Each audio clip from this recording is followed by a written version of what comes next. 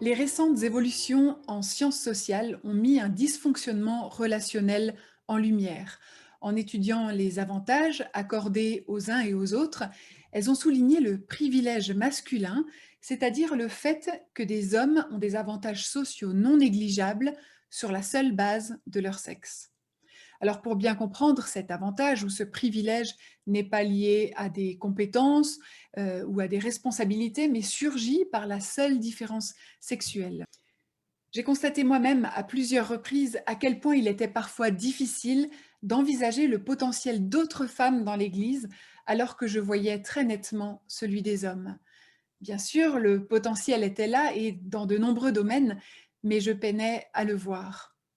Cette préférence, cet avantage, ce privilège du masculin est profondément ancré dans nos habitudes sociales. Même si nous nous en défendons parce que cela est devenu politiquement incorrect, ce privilège reste observable et mesurable, et c'est ce qu'ont fait les sciences sociales. Un homme sera davantage embauché qu'une femme à compétences égales. Un homme sera davantage écouté qu'une femme dans une réunion. Ses idées seront jugées meilleures, etc. Et lorsqu'on étudie la question du privilège, on constate que selon le groupe, des points de privilège sont donnés à certaines personnes plutôt qu'à d'autres, et ce, sans lien, encore une fois, avec les compétences ou avec les dons des personnes elles-mêmes. Dans de nombreuses cultures, aujourd'hui encore, un fils vaut plus qu'une fille. Et même si cela nous paraît dépassé, il est bon de se rappeler que c'est ce qu'affirmaient les théologiens, tous masculins, il y a quelques dizaines d'années encore. L'égalité en dignité et en valeur met tout le monde d'accord aujourd'hui, dans le monde occidental en tout cas, mais c'est une nouveauté dans l'histoire du christianisme. Ce lourd passé d'injustice entre les sexes nous a forgés en tant qu'Église et a imprimé nos habitudes, nos réflexes. Et je crois que cette vision, ce lourd passé d'injustice, il imprime encore aujourd'hui nos théologies. Envisager les femmes comme des vis-à-vis, comme des égales qui sont dignes de parole, demande encore des efforts et ne nous vient pas si naturellement que ça. Une forme de déprogrammation doit avoir lieu, tant dans la tête des femmes d'ailleurs que de celle des hommes, pour pouvoir envisager une politique des sexes, c'est-à-dire une façon renouvelée de penser le rapport entre les sexes sur une base d'égalité de valeur. Une façon d'affirmer, non seulement en théorie, mais dans la pratique, l'égalité et le vis-à-vis entre femmes et hommes dans l'Église. Le sexe n'est pas le seul facteur de privilège, mais il est l'un des facteurs déterminants dans les relations sociales. Si nous sommes nés hommes ou femmes, cela influencera notre positionnement social. Combien de fois ai-je dû encourager des femmes dans l'Église à prendre pleinement leur place, à tout simplement exister, à prendre leur place, ni plus, mais ni moins non plus, dans la société et dans l'Église. La vision que nous portons sur nous-mêmes façonne les rapports que nous entretenons les uns avec les autres. Les femmes sont préférées petites, secondes, discrètes, ne prenant pas trop de place. Une femme au fort leadership sera considérée souvent comme une menace aux hommes. Je rêve que les relations entre les sexes puissent être repensées sous un autre prisme que celui du rapport de pouvoir. Les femmes qui prennent réellement leur place dans la société et dans l'Église ne devraient pas être une menace pour les hommes. Il y a de la place et du travail pour tout le monde dans l'œuvre de Dieu. Plus encore, le fait que certaines prennent davantage de place ne devrait pas être une excuse à d'autres pour ne pas prendre la leur. Où nous situons-nous dans ce rapport entre les sexes? La situation est souvent plus difficile à voir du côté des privilégiés.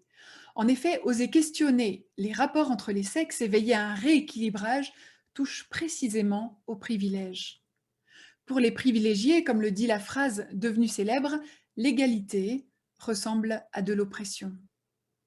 Rétablir une égalité, c'est choisir d'abaisser ses propres privilèges pour permettre à l'autre d'exister. À de nombreuses reprises, la Bible relève les plus faibles et corrige les privilégiés. La question du privilège, des discriminations, touche au cœur, à l'insuffisance de l'amour entre humains.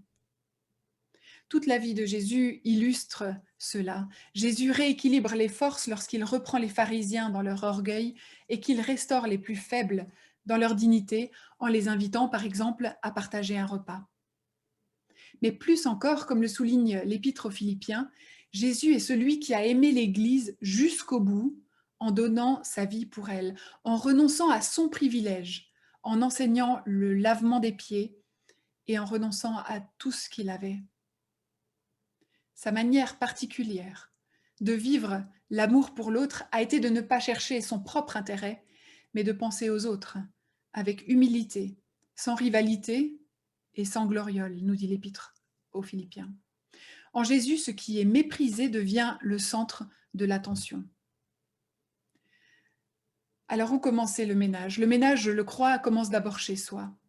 Et il n'est pas là question de chercher des victimes ou bien de se victimiser, mais de veiller au nom de la justice du royaume de Dieu à l'équilibre des forces, quitte parfois à laisser sa place à d'autres moins privilégiés selon les dons que Dieu accorde. La justice, au sens biblique, implique une juste relation entre les personnes. Ce n'est pas juste un état de fait, c'est une mise en mouvement vers l'autre, particulièrement les plus faibles. Une recherche de justice qui vise à renoncer et à résister à l'écrasement de l'autre. Il est possible que nous ne voyions pas comment nous contribuons concrètement à ce privilège masculin.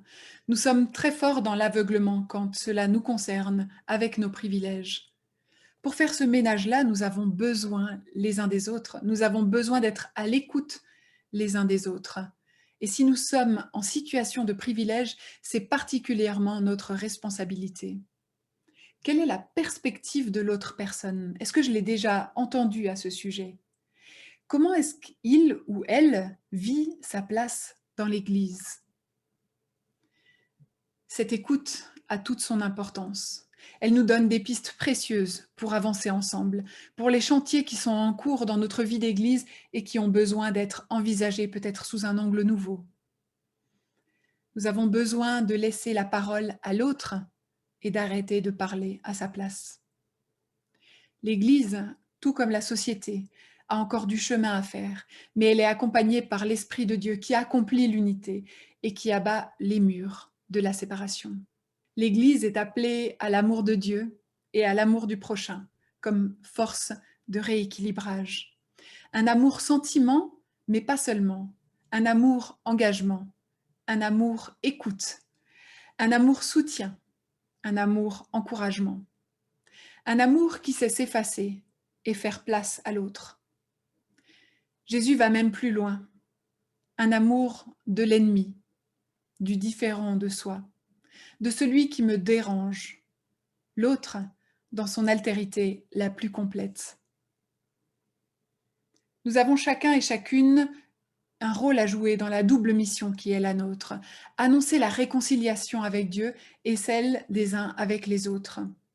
L'Évangile, c'est une invitation à descendre de nos grands chevaux, dans nos grands chevaux du privilège, pour voir ce qui se trame dans les bas-fonds. Et nous réaliserons alors que nous sommes nous-mêmes dans les bas-fonds, et nous découvrirons la richesse de ceux qui s'y trouvent dans leurs différences.